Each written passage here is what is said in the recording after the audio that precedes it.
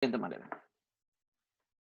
Pedro, apóstol de Jesucristo, a los expatriados de la dispersión en el Ponto, Galacia, Capadocia, Asia y Bitinia, elegidos según la presencia de Dios Padre en santificación del Espíritu, para obediencia y rociamiento de la sangre de Jesucristo. Gracia a vosotros y paz sea multiplicada. Me llama mucho la atención aquí dos palabras, pero la principal es los expatriados de la dispersión. El término que se utiliza normalmente en otras versiones tiene que ver con el término de la diáspora. Y puse esta imagen, ese videito que están viendo allí, porque la idea de la diáspora es ser de alguna manera esparcido, como suele ser con las hojas del viento, cuando las hojas, perdón, son esparcidas por el viento por diferentes lugares. En el caso nuestro, estamos muchas veces, cuando usamos este término, hace alusión a una persona que ha tenido que por alguna u otra razón salir de su tierra y desplazarse hacia otro lugar. Ahora, ¿qué pasa con nosotros en el ámbito cristiano y por qué Pedro habla de esta parte de ser esparcidos o la diáspora o de la separación como tal? Porque nos habla que estamos siendo llevados a otro lugar con una intención, y la intención es de obviamente llevar el mensaje central de esta carta. El mensaje central de esta carta es básicamente el evangelio de Jesucristo.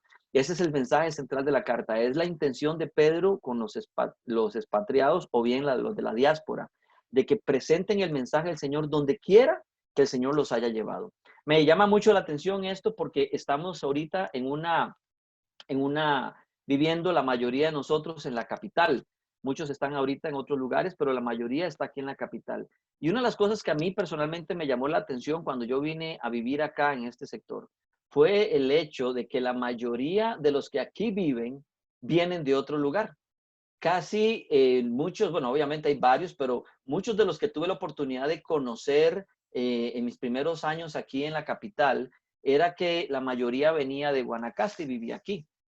Otros venían de Cariaris y vivían acá. En mi caso personal, vengo de Punta Arenas y me quedé acá. Y si no me equivoco, creo que Martita anda por ahí también. Así que varios de los que estamos ahorita acá en nuestra iglesia, pero así también a nivel de la capital, muchos de los que aquí viven están aquí por una u otra razón. Ginette, por ejemplo, el mismo Ronnie, que viven cerca de la capital, pero no son de la capital, están aquí por razones de estudio, otros están por razones de trabajo, otros porque la situación propiamente de su país fue complicada, en el caso de personas que vienen del extranjero y vinieron acá a Costa Rica, y en medio de esto Dios decidió traerlos acá con un propósito. Muchas veces el movernos a un lugar puede implicar, híjole, voy a irme por allá para portarme mal porque nadie me ve, nadie me conoce. Y cuando regrese a mi tierra sigo siendo otro. No, más bien, Pedro tiene en concepto otra cosa. Están siendo dispersados con un propósito. Pero ¿quién es Pedro? ¿Quién es el apóstol Pedro y cuál es la intención que tenía el apóstol Pedro a la hora de escribir esta carta? A mí me llama mucho la atención porque es una de las primeras cartas escritas en el Nuevo Testamento, acompañados obviamente de varias Paulinas, pero que tiene un mensaje muy interesante para nuestra vida ahora. Bien lo decía ahora Cristian, estamos en momentos difíciles de crisis. Esta semana que viene va a ser vacación obligatoria para un montón de gente. El coronavirus en nuestro país y en el mundo va en aumento. Y pareciera que en algún momento las notas que recibimos del mundo son de desesperanza. Y así es. Pero en Cristo y a través de esta carta, más bien Pedro nos quiere dar un enfoque diferente, de traernos esperanza, de decirnos que hay una esperanza, pero no es una esperanza cualquiera, no es una esperanza en el gobierno, no es una esperanza circunstancial, no es una esperanza que depende de lo que yo vaya viendo en el avance, es una esperanza viva, una esperanza que está fundamentada en el autor y consumador de la fe. Es una esperanza que no me hace perecer, es una esperanza que no me aflige, es una esperanza que viene con certidumbre y con la verdad de Dios. Pero antes de poder partir hacia esto, quisiera que vayamos un momentito propiamente a la alusión de la carta como tal. ¿Y por qué por qué Pedro no hace como hace Pablo? Pablo le escribe a personas y a lugares específicos. Hizo una carta para Éfeso, una carta para Tesalónica, para Galacia, para los Gálatas. Pero Pedro decide escribirle a los de la diáspora, a los de la dispersión, a todos los que están por ahí esparcidos, como si viéramos hoy la iglesia Christ Fellowship. Esto lo compartía una vez con el pastor Cristian, y hace poquito lo compartía con un grupo. Qué interesante es que nuestra iglesia, a pesar de que tuvo 2 sedes en Hacienda Vieja y luego en Barrio San José, interesantemente, en la primera sede, nunca tuvimos a alguien propiamente ahí, exceptuando con el tiempo que llegó Marlene. Y en Hacienda, y ahorita en Barrio San José, donde estuvo la sede, pasó exactamente lo mismo. Tuvimos algunos, pero no el grueso de la iglesia era propiamente de Barrio San José. Y lo interesante de esto es cómo ha sido el mover de Dios propiamente con nuestra iglesia. Y desde siempre, desde que la iglesia, antes de que se fundara como Christ Fellowship como tal, siempre ha funcionado con discipulados, interesantemente, en la diáspora, es decir, en la dispersión. Tuvimos grupos de discipulado y hemos tenido grupos de discipulado en Alajuela, San Rafael de Heredia. Ahora con esto tenemos gente en San Carlos, no sé si por ahí estará Angie, pero tenemos gente en San Carlos, tenemos gente, Sí, aquí estamos, Denis. excelente, excelente, tenemos gente en Grecia, donde está Justin y su esposa, tenemos gente en San Rafael de Heredia, tenemos gente de Cariari ahora, tenemos gente acá de San José, diferentes comunidades, Coronado, que era como, ¿verdad? La parte más lejana, ya ahora llegó a ser una de las más cercanas, Curridabat, Alajuelita. Imagínense, Dios nos ha bendecido con una iglesia de alguna manera a nivel de una diáspora. Ahora, ¿cuál es la función de una diáspora? Un árbol cuando bota sus hojas solo cae y muere.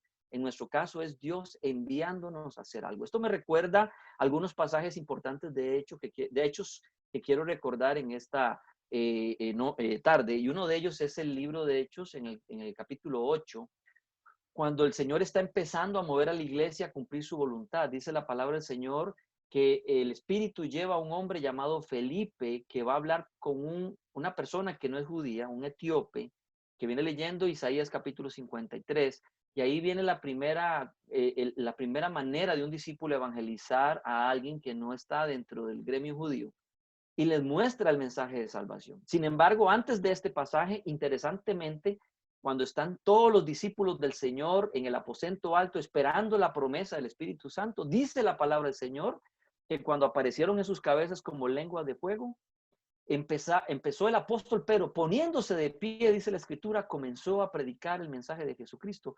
Y así comenzó cada uno de los apóstoles y discípulos que estaban en ese momento allí, hablándole a todas las personas que escuchaban a cada uno en su propia lengua.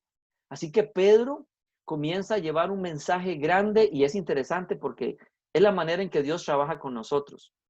En nuestra línea bíblica, nuestra línea histórica, en nuestra línea de tiempo, Dios algunas veces nos hace pasar por algunos acontecimientos de nuestra vida con la finalidad de luego utilizarlos para que cumplamos su propósito. Pedro está teniendo un cierto contacto de diferentes culturas, pero no está compartiendo directamente con ellos, sino que está dando un mensaje a la nación judía, y los demás discípulos comienzan a predicar el mismo mensaje a una gran gente que hay ahí en Hechos capítulo 2.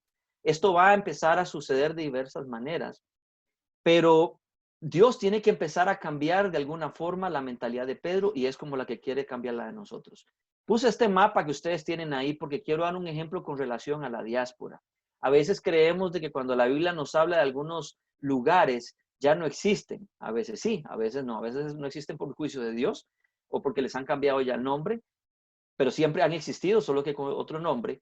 Y a veces creemos que cuando Dios nos habla de Galacia o de Chipre o de Macedonia, nos está hablando como de otro planeta, algunas regiones de Marte o Júpiter. No, nos está hablando de la Tierra propiamente. Así que quise poner este mapa para ir ubicando a qué se refiere la palabra del Señor con la diáspora y de dónde están surgiendo todas las cosas. Así que tenemos nuestro famoso continente americano, Norteamérica, Sudamérica y Centroamérica, que por ahí está Costa Rica. Al otro sector, a la derecha, vas a ver Europa, África, Asia, Australia, continentes que usted ha escuchado anteriormente. Y en medio de todos ellos, ahí en la parte principalmente del occidente, puse ese círculo enmarcando un sector pequeño de esa gran Asia que vemos ahí, denominada lo que es Asia Menor. Y es precisamente donde el apóstol Pedro va a escribir a las iglesias que están allí. Voy a mencionarles el nombre nuevamente. y le va a escribir al pueblo, parte del pueblo judío, iglesia judía y la parte de la iglesia de gentiles que están ahí, le escribe a gente que está en Ponto, Galacia, Capadocia, Asia y Bitinia, dentro de esta región de Asia Menor. Así que, para que veamos que están en el mismo mapa, solo que están en Occidente, y de ahí vamos a continuar. Esto que está en este mapa en color como rosa o rosado, ahí pueden ver ustedes a Egipto, lo cual quiere decir de que todo este famoso panorama bíblico que se desarrolla a nivel de la historia en el Antiguo Testamento y Nueva, no se sale nunca básicamente de este sector. Ahí vemos Palestina, que lo hemos escuchado en las noticias, está Galatia o Galacia, que es donde hace la mención ahorita, pero todo esto que está en rosado era lo que el Imperio Romano hasta ese momento había conquistado. Recordemos que Pedro está escribiéndole a gente que de alguna manera, bueno, no de alguna manera, están siendo gobernados, fueron conquistados por el Imperio Romano, y cada uno de ellos, cuando Roma quiso, si algún emperador se le metió el agua, decidió perseguir a judíos, y algunos de ellos fueron expatriados, hacia una diáspora, como pasa con los que están en Asia Menor. Así que todo esto es de momento la conquista que ha desarrollado de alguna manera el Imperio Romano, no en su totalidad, todavía no en su totalidad, pero que ya ha avanzado bastante. Así que debemos recordar qué era Roma. Y recuerden que el Imperio Romano no siempre tenía cosas positivas, como no siempre tenía negativas, en su mayoría sí. Así que perseguía. Si se le metía el agua a alguien, inmediatamente hacía algún tipo de daño. Todavía no ha aparecido la famosa figura de Nerón por estos rumbos. Así que imagínense lo que viene para los cristianos en determinado momento. Y ahí está. Ya lo que estoy haciendo son los mapas más pequeñitos y llegamos a lo que se conoce entonces como Asia Menor. Y ahí es donde están las iglesias o los lugares, los sectores donde Pablo está mandando esta carta. Esta carta no tiene un solo destinatario. Esta carta no va dirigida a una sola iglesia. De hecho, las de Pablo también se creen que cumplen un rol circulatorio. Es decir, pasaba de un lugar a una persona, a una iglesia, a un grupo, a otro, para que fuera esparcido el mensaje hacia donde quería llegar. Y ahí están las iglesias mencionadas, y pueden verlo, si lo ven ahí en sus pantallas, dice Ponto, Galacia, Capadocia, Asia y Bitinia. Son los sectores hacia donde el apóstol Pedro está enviando su carta. Ahora, quiero que vayamos aterrizando en el tema y pensemos en esto. Y yo creo que usted piense en esto. ¿De qué tamaño es tu mundo? Y por eso quise poner los mapas. ¿De qué tamaño es tu mundo en este momento? Y esta pregunta creo que es una de las preguntas que de alguna manera Dios en algún momento confrontó al apóstol Pedro para llevarlo a extender o expandir su visión. Muchas veces nosotros nos podemos quedar, yo le compartí a uno de los grupos de discipulado,